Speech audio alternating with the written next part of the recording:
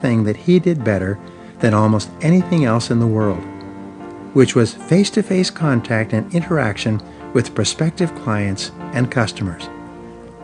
He took 2 hours aside every day to study, practice, and prepare his face-to-face meetings and interactions. He became one of the most knowledgeable experts in personal insurance and estate planning in the world. His unique talent was his ability to assess the needs of a client and to help that client make the very best decisions in the areas of life insurance and estate planning for his unique situation. He delegated everything else. Where do you excel? Analyze yourself and ask these questions. What is it that I do better than anyone else? What is my competitive advantage? What is my area of excellence? What is my unique selling proposition? Where could I be excellent? Where should I be excellent? What skills do I need to develop to make a maximum contribution? Asking and answering these questions is the key to personal effectiveness and high performance. Commit to excellent performance. Make the decision today that you're going to join the top 10% of people in your field. Determine the most important skill that you could learn and develop, the one skill that would help you more than any other to get into the top 10% in your profession. Write this down as goal, set a deadline, make a plan, and work on it every day. One of the keys to setting priorities and good time management is for you to get better and better, doing more and more of the few things you do that make more of a difference than anything else. The better you are at what you do, the more you will get done in a shorter period of time. Set mastery as your goal in your career.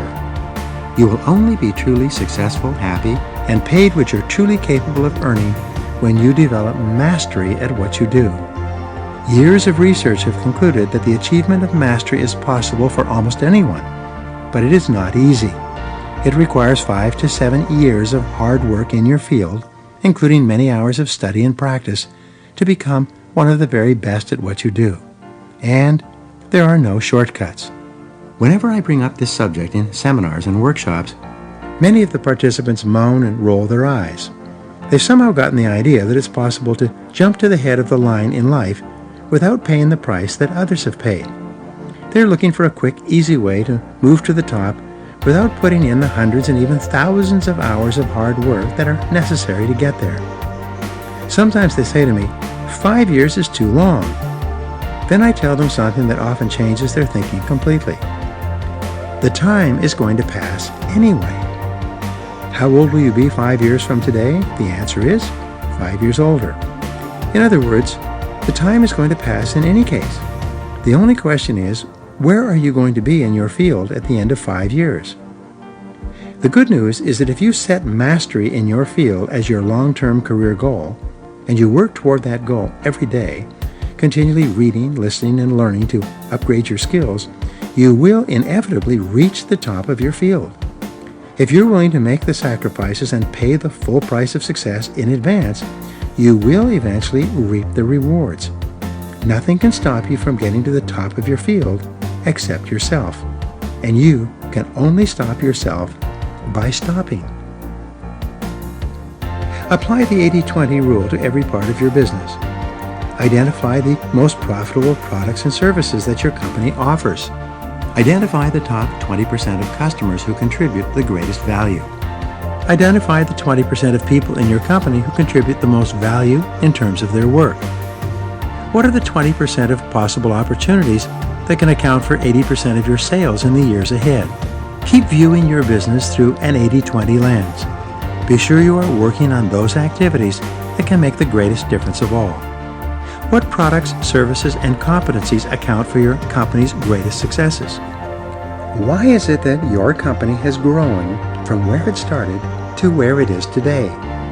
The key to achieving great success in the future is to identify the reasons for your success in the present. This becomes your springboard to market superiority in the future. In setting priorities, you must analyze your business clearly and understand it completely. Determine the areas in which your company performs well. Decide upon the company's area of excellence or area of competitive advantage. Where and how are your company and its products and services superior to your competition? In what areas are breakthroughs possible if you were to develop new products and services or to upgrade your existing products and services? Analyze your company's priorities. Practice corporate triage on your company and your products and services on a regular basis. The concept of triage comes from World War I. During the battles on the Western Front, there were so many wounded that the medical corps could not treat them all. There were not enough doctors and nurses. As a result, they began dividing the rooms into 3 groups. The first group was made up of wounded soldiers who would die in any case, whether or not they got medical attention. They were put aside and made comfortable.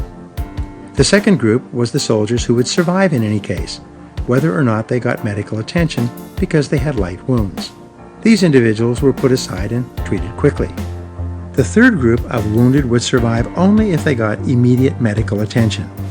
This is where the doctors and nurses focused all of their energies to save those who would die in the absence of immediate treatment. In your business, you can apply the idea of corporate triage to your products and services. They can be divided into 3 groups: winners, survivors, and losers. Sometimes they are called cash cows, stars, and dogs. Which of your products and your services are your winners? These are the ones that sell well, are profitable, and generate steady, predictable cash flow. These are the things for which your company is known. These are the products and services that you take excellent care of, but which do not require immediate or emergency attention. What are the products and services that have great potential? If you spend time